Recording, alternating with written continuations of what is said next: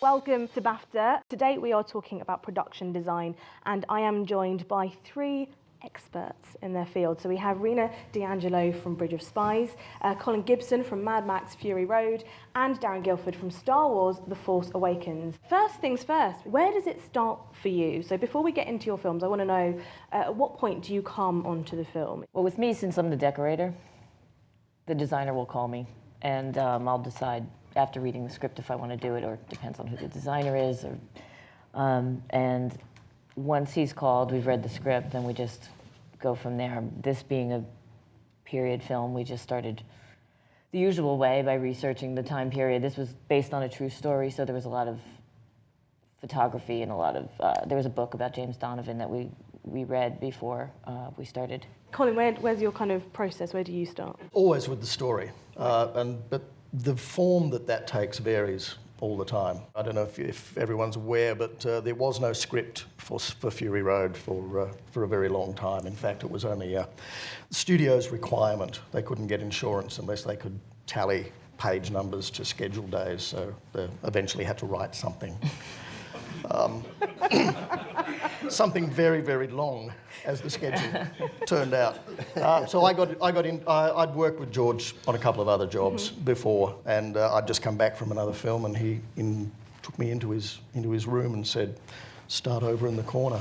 And there's basically a room with 1,500, 1,600 storyboards at that stage, which is how he developed the idea, and it was just a chase that turns into a race. But it varies. You design the design process to suit the job. Right. Darren, have you found that as well? Yeah, exactly. I think that's a perfect way to kind of describe it. I mean, I've had only 4 movies under my belt, and each one has been different. The first movie I ever did, I started as a concept illustrator, working with the director. It was just him and me. And I started, doing the drawings, and just slowly built that trust and that relationship and got that job. I did a movie, Tron Legacy, was one of my first big movies, and we started that as a tiny little test. It was just a proof of concept, and they showed it at Comic-Con, and it grew and grew, and then it kind of blossomed into this movie. Star Wars was very different. Rick Carter, I co-production designed Star Wars Force Awakens with Rick Carter, who was on board before me by about 4 months. But it was amazing because it was the first time I'd ever been on a movie where the story was being dovetailed with the art as it was being developed at the same time. So we would do concept drawings and paintings, and you see that kind of dovetail into the story. At the time it was Michael Arndt who was writing it, and we'd go back and forth. You know, there was a story wall with all the postcard or the note cards on the wall, kind of showing the themes of the story and the pacing of it. And at one point that came down, and it was a big reshuffle, and the only thing to really go off of was the artwork. We had a room, we called it the liquor room. It was an old bar, but it was nothing but artwork on the walls, and it was kind of, JJ kind of reimagined the story and kind of reorganized it based on that. So that was really kind of, it was very fulfilling seeing the art help drive the story. Rena, you were presumably quite involved in... I did the New York, California sections of the movie. Bernhard did the Berlin Wall and all of the stuff that happened over in Germany and Poland.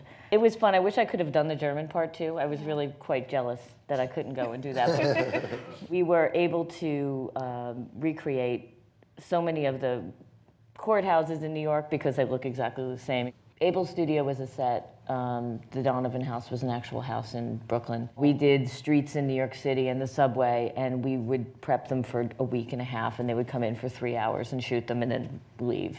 Much to the dismay of my set dressing crew. We could have cut the fish out of cardboard that I set up a fishmonger, and we saw nothing, as usual. But Does that happen a But lot? the actors smelt the actors fish. smelt the fish, and they felt like they were actually in a fish. Yeah, it happens all the time. You just dress to within an inch of its life, and then they walk in and they think it's beautiful, and then Janusz lights it, and then they shoot it, and then you're off onto the next one. We were only shooting for 6 weeks in New York, so we were in 3 or 4 enormous locations a day.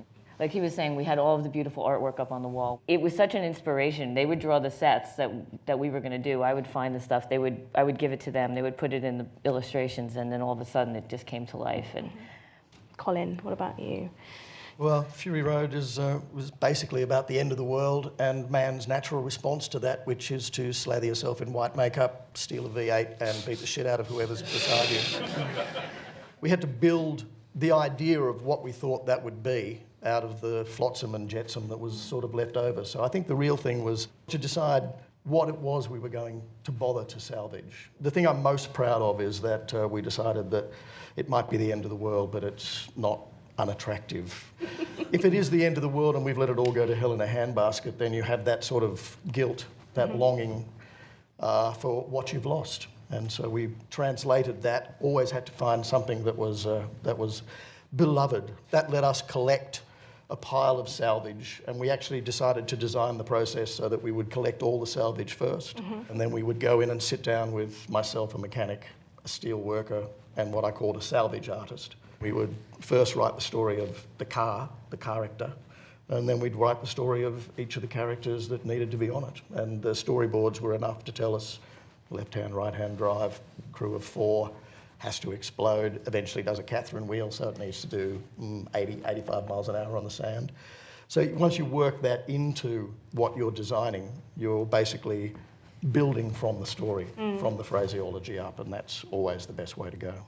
Darren, I am slightly anxious about asking you about Star Wars, because I know not everyone wants to know the plot of Star Wars, but just tell us a little bit about it and about your involvement. Obviously, the project had such lineage and such cultural significance to so many. Drawing from so much of what the New Hope and Empire and Jedi was for so many people.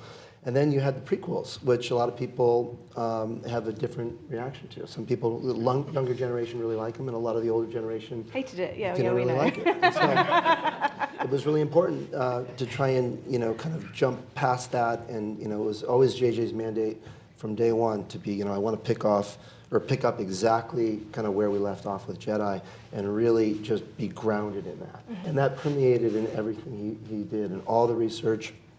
In every decision that was made, it was how would they do it back in 1978? How was the process? What were the techniques they used? And make sure we didn't miss anything by jumping forward with all the new techniques and all the new styles of filmmaking that's progressed in the 30 years. Was there a technique from the 70s that you used and you were completely surprised by? What was it? Well, actually, from the very beginning, JJ was like, I want to do a glass matte painting. I want to do a miniature. I wanted to do a classic motion control. One of the examples that I love to talk about is we did some scenic paintings that traditionally you just don't do with the visual effects of today. It's so easy to do a composite and to throw up a green screen and do your extension. But JJ, again, wanted to vibe the techniques from the past. So there was one corridor sequence we did, and we tried it with just a one perspective backing, painted photographic backing, and it worked beautifully. And it was such a great kind of homage to the past. And JJ was like, we've got to do more of these. And so by the time we got around to the end of production, we had a huge, massive snow forest set. So the big lightsaber battle in the movie was on stage, and we built that whole forest on stage. But 360 degrees of that stage, all 4 walls were a painted snow forest. And you'd stand in the middle of the set, and you'd look off, and it was an infinity in any direction you went. And the way it was lit, it was just perfect. And it was amazing, and you just don't see that kind of work that much anymore. And it was, and I think being in England, again, one of the reasons we were here was to vibe how the original movies were made. And those crafts, the craftsmen and the techniques that they did back in the day. And it saved visual effects shots, and it also put the actors in an environment that was completely photoreal. Rena, the spy paraphernalia, you kind of feel like that must be so exciting to be able to immerse yourself in that world. I would scour antiques markets, and I would go to Brimfield, as a giant flea market in Massachusetts, and I spent 3 days there from 6 a.m. and just filled a 24-foot truck. Able Studio got a little carried away because I knew we weren't going to see that. We were shooting in there for 1 day, but they used it in the FBI room, so I was like, oh good, at least we can see some of it. I found train schedules from the 40s, and I found aerial photography. I found all these spy cameras, and I went on eBay. I went everywhere, and I just found a lot of really fun things. What was your favorite? There was a lot of detail in the book about the stuff that they did find. I had a whole list. He kept all of his microfiche in Sucrets cans, so I was looking high and low for 25 of the perfect 1957 Sucrets cans, and I found probably 12, which is good. They said build a wall of radios. It was complete artistic license. He was in a little teeny hotel room when they found him, but I built that instead because it was fun. The detail that Rena was talking about is exactly what we figured we had to do as well, because for a lot of these vehicles, it's a little bit like your life flashing before your eyes before you die, because you might only get to meet this character for 3.5 seconds before his Pontiac explodes.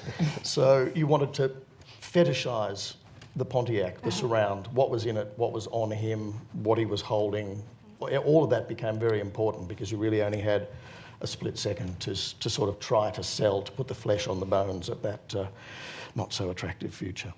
And is it kind of more fun concentrating on like the minutiae of a car and the spikes coming out of it than working on a great citadel? No, I mean, both of them are equally great, but you have to bring the same attention to detail to smaller stuff. Years of working on low-budget Australian movies where you couldn't afford to put a wide-angle lens on sort of convinced me that as long as you had the right prop and the perfect object, people will accept almost anything.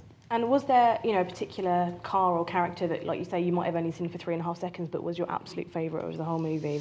Yeah, the Giga Horse I probably worked on more than I should have done. We decided we'd go all out, so we built that one from the ground up. There's not a single object, that's got 2 giant V8 crate engines, and we had to build the transmission that would slave the two together so that they would actually run in harmony as a W16. It had about 300 feet of garden hose trying to cool it down at all times. So if it wasn't for CG cleaning up the pool we left behind every time we drove, we would have been in a lot of trouble. One of the other things I just have to mention is the Falcon. I mean, Oh yeah, well I was going to ask you. it was like working on the Holy Grail. I mean, it was amazing. The amalgamation of which Falcon we were doing. They actually built 3 different Falcons for New Hope, Empire, and Jedi. So we had this chance to kind of make our perfect version of the Falcon, and then we had to add some other things to it as well. But I remember completing it, and people would start to come, visitors would come and see it, and just people walking on that set. It was just like people get really emotional. I mean, it was like it was just part of their childhood, and seeing it. And it was just an amazing thing to get to work on. So you've obviously got to hark back to all these really nostalgic moments people are going to remember. How do you kind of marry that with putting your own stamp on? Again, it's finding that balance, that blend of nostalgia and how do you carry it forward. I mean, if you do the Falcon, you got to turn on the chest tape. I mean, you have to. And another funny story was Phil Tippett, who's the world famous animator back in the 70s, did that and went on to other great things. But he did all the characters. And we called him back to do that little piece of the scene as well. But we were looking for the little maquettes, and Lucasfilm had most of them, but there was one that was missing. And Kathy Kennedy somehow was having a conversation with Peter Jackson, and Peter has this incredible collection of movie memorabilia and nostalgia. And sure enough, he had it in his personal collection. So he had bought it on eBay, bid against it, and he shipped it to us, and we had it, and we used it for reference. So a big thank you to Rena, Darren and Colin. Thank you very much for joining us. What's interesting about film, I find, in relation to theatre, is there is no blueprint. No one tells you how to go about it or to approach it. And so it's only through learning from mistakes or speaking to other actors that I really got a sense of it.